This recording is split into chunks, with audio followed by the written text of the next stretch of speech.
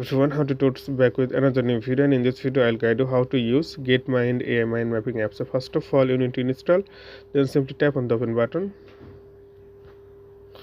then tap here the right row again and again, tap the get started, agree. So here you can see this is the interface. So if you want to create your account, tap here profile, then you can create this account. So now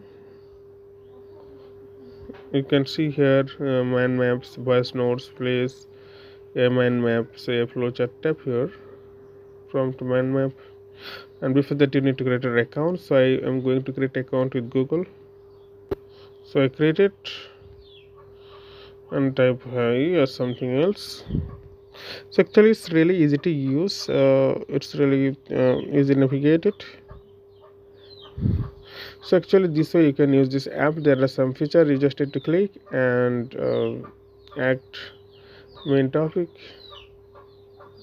So you can see here, you can see AI map mapping. So just tap AI infographic and long to, and you have to give your text here, generate it, and it will be analyzing, understanding, creations, styling, all of the things in one frame.